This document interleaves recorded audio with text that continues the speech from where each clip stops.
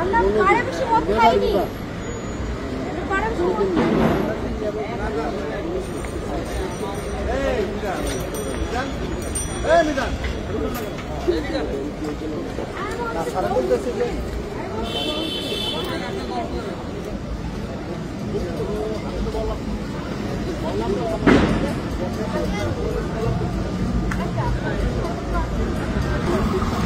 দর্শক, আমি আপনাদেরকে এই ভিডিওতে যাদেরকে দেখাচ্ছি যে কিংফিশার এবং ওয়েস্টার্নের পিছনে এখানে লোকজন অকপটে মদ খেয়ে যখন ঘোরাঘুরি বা মাতলামি করে তখনই কিন্তু পুলিশ তাদেরকে ধরার জন্যই কিন্তু তাদের এই প্রচেষ্টা এবং উদ্যোগ, বিশেষ করে যাতে মদ পান করে কেউই কোনো অবস্থাতে অকপটে কোনো ধরনের অপকর্ম না করতে পারে বা মাতলামি না করতে। যেহেতু গুলশান একটি ভিআইপি জোন, সেই ডিপ্লোম্যাটিক জোন, সেক্ষেত্রে কিন্তু সেই দৃষ্টি রেখেই কিন্তু আমি যেমনটা দেখেছি একজন নারী এবং একজন পুরুষ মদ খেয়ে তারা কিন্তু কথা বলতে পারতেছে না। এবং নারীর যেই অবস্থায় দেখেছি আমি, যে যিনি নারী এবং তার সাথে যে পুরুষ, তারা কিন্তু মদ খেয়ে বিশেষ করে রাস্তায় খুবই একটা আপনার বাজে অবস্থার ভিতরে ছিল। পুলিশ তাদেরকে যখনই জিজ্ঞাসাবাদ করছে তাদের লাইসেন্স আছে কিনা, তাদের পারমিশন আছে কিনা, তারা কিছুই দেখাতে পারছে। কিন্তু এক পর্যায়ে পুলিশ যেই ভাবে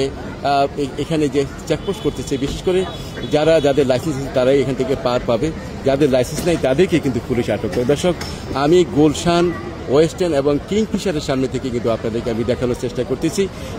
আমি আরেকটা জিনিস আপনি বলি যে এই জায়গাতেও আমি এতটুকু দেখেছি যে গুলশানে পুলিশ চেকপোস্ট বসিয়ে অস্ত্র, মাদক এবং বিশেষ করে অনেক দুষ্কৃতিকারীদেরকে কিন্তু পুলিশ গ্রেপ্তার করতে কিন্তু সক্ষম হয়েছে। আমি